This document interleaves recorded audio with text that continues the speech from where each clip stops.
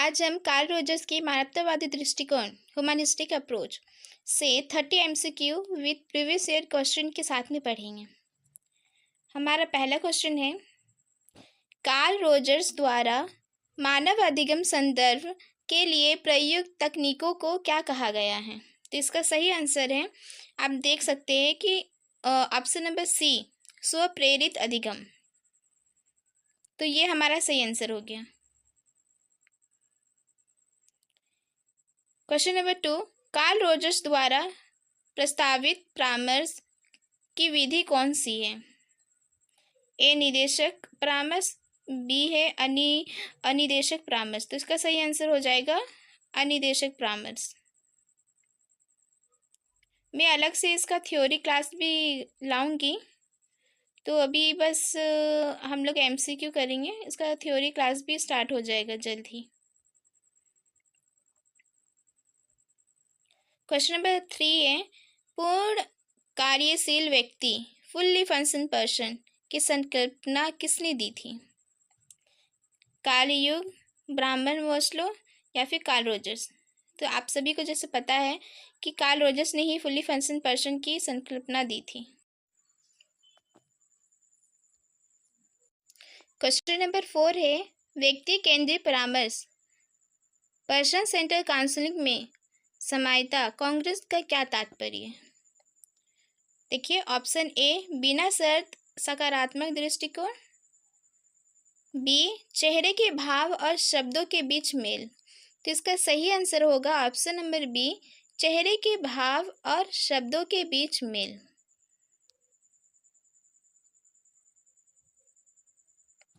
Question number 5 है, client के प्रति बिना शर्त सकारात्मक दृष्टिकोण एक अच्छे परामर्शदाता की महत्वपूर्ण विशेषता है।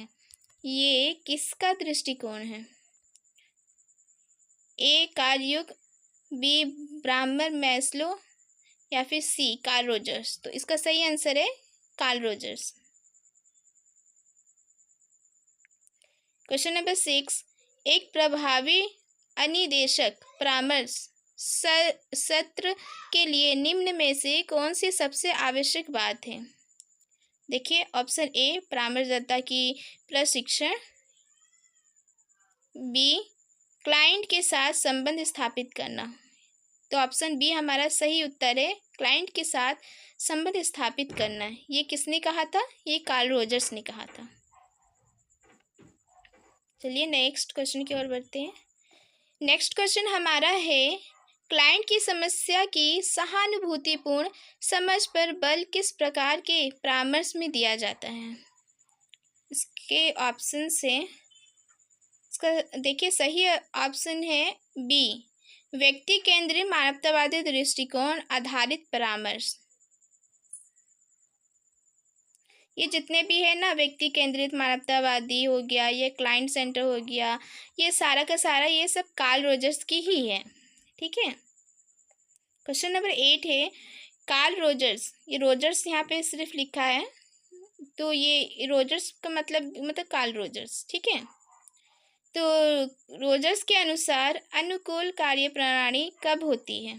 तो देखते हैं, जब आत्म अवधारणा सभी निर्णयों पर हावी हो, या फिर ऑप्शन बी, जब बाहरी पुरस्कार व्यवहार को नियंत्रित करें, ऑप्शन सी, जब आत्म अवधारणा जैविक अनुभवों से मेल खाए।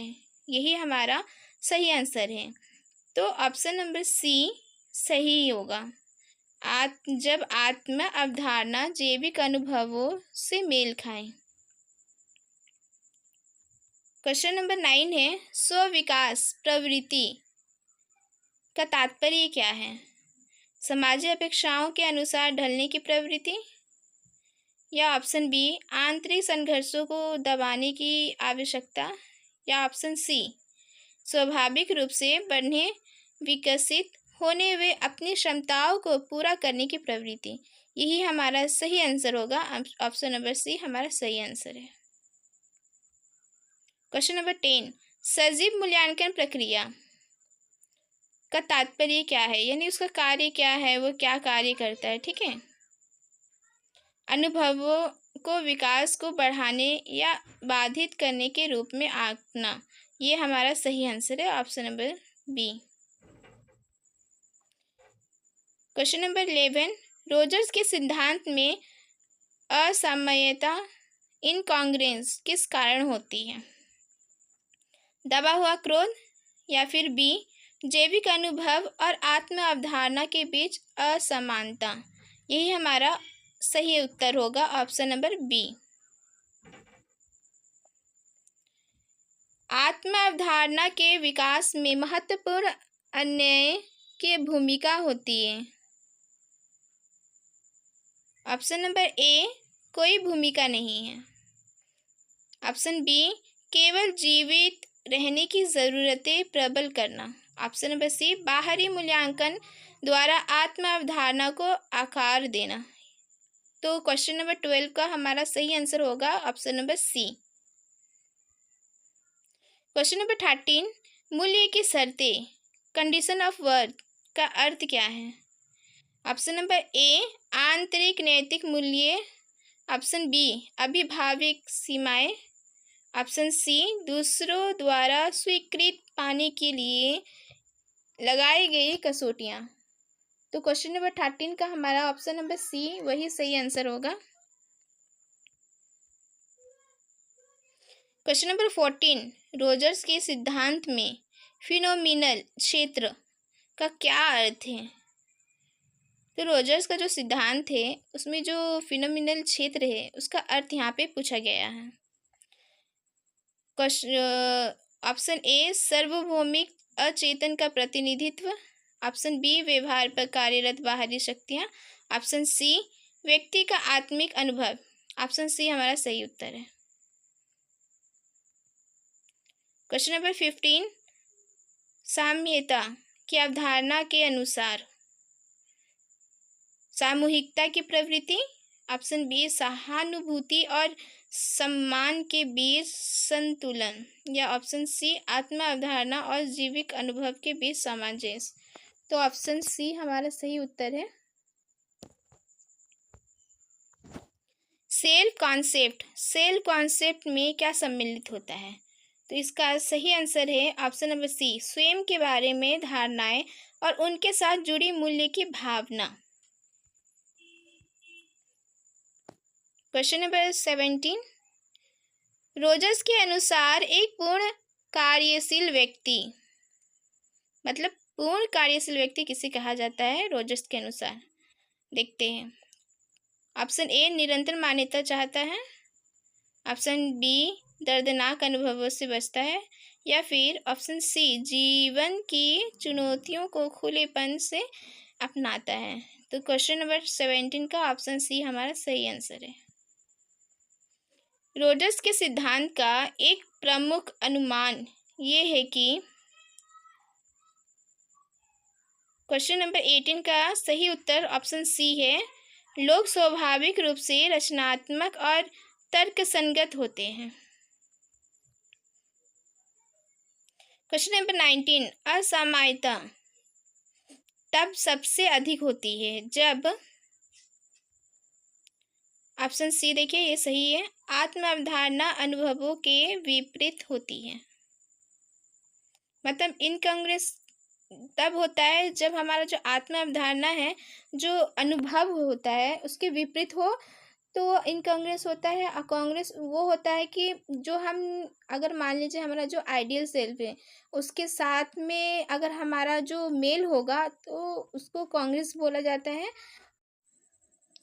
क्वेश्चन नंबर 20 है, व्यक्ति केंद्रित थेरेपी का मुख्य उद्देश्य क्या है? जो व्यक्ति केंद्रित थेरेपी उसका मुख्य उद्देश्य यहाँ पे पूछा गया है। ऑप्शन ए है रोग की पहचान करना। ऑप्शन बी अचेतन संकेतों की व्याख्या करना। ऑप्शन सी समायता और आत्म साक्षात्कार को प्रोत्साहित करना। तो क्वेश्चन नंबर 20 का ऑप्शन नंबर सी सही उत्तर है। क्वेश्चन नंबर 21, रोजर्स का व्यक्ति और व्यवहार में अंतर बताने का उद्देश्य है। तो यहाँ पे ये बोला है कि मतलब जो रोजर्स है, कार्ल रोजर्स है, वो व्यक्ति और व्यवहार के बीच, दोनों के बीच में जो अंतर बताते हैं, उसका मुख्य उद्देश्य क्या है, आखिर क्या वो देख के वो बताते हैं अंतर। ठीक है। ऑप्शन ए, सभी व्यवहारों को स्वीकार करना। ऑप्शन बी, व्यक्ति को केवल व्यवहार से परिभाषित करना। ऑप्शन सी, व्यक्ति को अस्वीकार किए बिना उसके व्यवहार की आलोचना करना। तो ऑप्शन सी हमारा सही उत्तर होगा। क्वेश्चन नंबर 22, सशर्त स्वीकृति का सामान्य प्रभाव क्या होता है। ए, रचनात्मक विकास को बढ़ावा देना। बी, प्रामाणिकता को मजबूत करना। ऑप्शन सी, स्वयं को बाहरी अपेक्षाओं के अनुरूप विकृत करना। तो ऑप्शन सी हमारा सही उत्तर है। क्वेश्चन नंबर 23, सार्थक जीवन, गुड लाइफ के बारे में कौन सा कथन सबसे उपयुक्त है।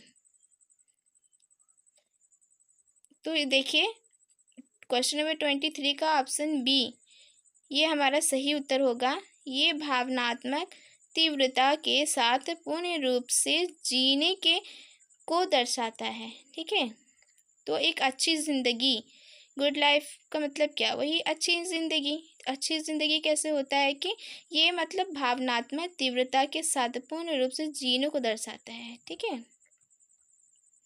क्वेश्चन नंबर 24, ये विचार कि दूसरों की प्रतिक्रियाओं का अनुभव हमारे व्यवहार को आकार देता है, किस सिद्धांत का समर्थन करता है। तो यहाँ सिद्धांत पूछा गया है। देखिए, क्वेश्चन नंबर 24 का बी, ऑप्शन बी जो है वो सही है, आत्म अवधारणा सिद्धांत।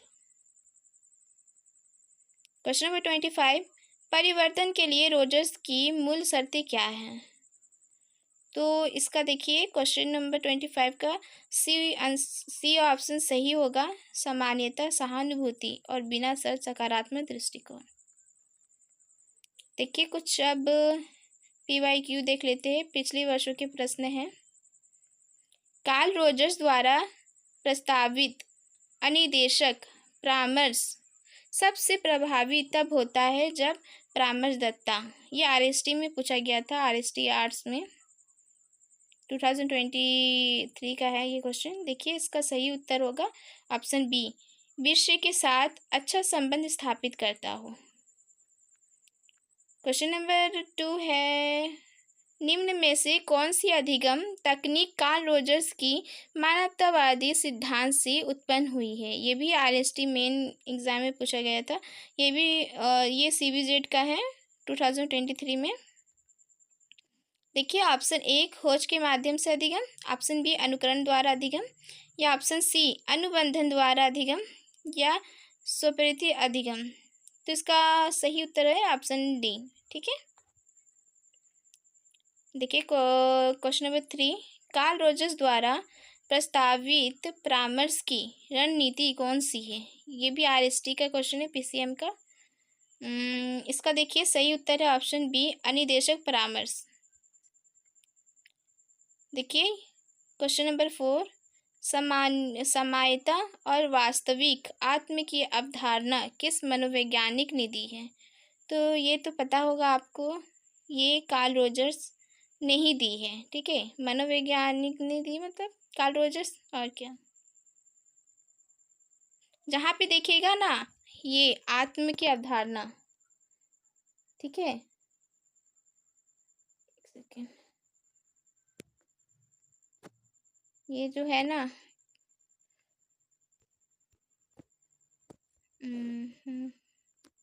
ये जो है ना आत्म की अवधारणा, ये जहाँ भी आए आप आँख बंद करके कार्ल रोजर्स में टिक कीजिए, ये उनका ही सिद्धांत है।